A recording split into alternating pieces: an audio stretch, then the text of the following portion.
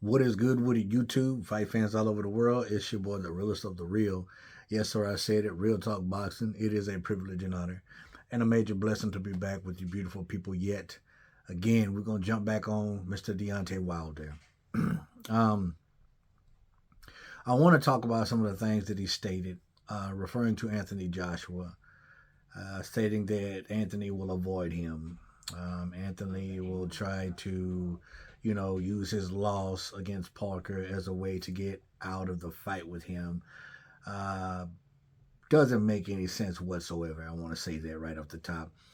Um, like Anthony Joshua fears him. Um, Now, years ago, I would really have loved to seen these two combatants face each other in their, tip top prime. And I don't know who was ducking who back in the day. I really don't know. But Anthony Joshua was definitely not ducking you now because you want to know why. The fear factor is gone. Deontay Wilder doesn't hold the fear factor anymore. You remember when Mike Tyson first got beat? Buster Douglas? The whole world thought that that man was invincible, unbeatable, that no one could stand in front of him and live or stay conscious for that matter. And when he lost, it allowed people to see and understand that he's only human. And after that loss, Mike Tyson wasn't ever the same. Now, don't get me wrong, Mike Tyson didn't just hold the fear factor. He held a lot of skill set, a lot of power, a lot of speed, way much more than Deontay Wilder possesses. Um, and the cherry on top was people feared him, and they thought he was Iron Man. And again, when he lost against Buster Douglas, it just was never the same. Now, people started beating him. People started realizing the fact that, hey, man, he's got two hands just like me. He's a man, so I can go in there and I can possibly beat him too. And it happened.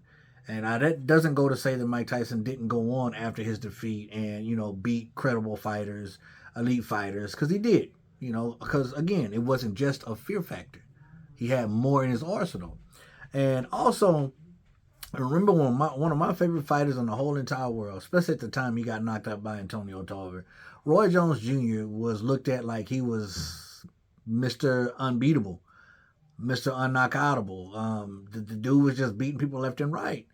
And when he got knocked out by Antonio, man, after that, everybody and their second cousin was beating Roy Jones Jr. And I'm talking about beating him in grand fashion. Knockout, man. I remember when he fought Glenn Johnson. I watched that fight in my apartment, man. I was 20 something years old. And when he got knocked out by Glenn Johnson, man, I was like, man, that's it for Roy, man. Roy ain't going to never be the same. And he wasn't. But Roy possessed more than just a fear factor, more than just power. He had athleticism that was God given. And the reason why he didn't have to rely on basics when he was younger is because he was so athletic, he could get away with a lot of crazy stuff that he used to do in the ring. And he was a good fighter, a very, very good fighter. And he went on to beat noticeable, credible names after he got knocked out. But I don't think that's the case for Deontay Wilder. I don't. And to say that Joshua will avoid you after this loss, um, no, because the fear factor is not there anymore. Now, people say that Joseph exposed Deontay Wilder. No, that was Tyson Fury's doing. Um, Tyson Fury took away that fear factor. After the first fight, Tyson Fury understood that, hey, man, I can get up from this guy's knockout, punch, that jackhammer of a right hand. I can get up and I can recover and I can beat him. And what happened in that second fight? Because a lot of people, most of the world said that Tyson Fury won that first fight. What happened in the second fight? Got dominated. What happened in the third fight? Got done even worse. Fear factor is gone. If a man doesn't fear you, there's a lot that he can do to you. And now that people don't fear Deontay Wilder anymore, I believe his career is going to go downhill. And the main reason behind all of that and why I'm saying it is because of his age. He's 38 years old.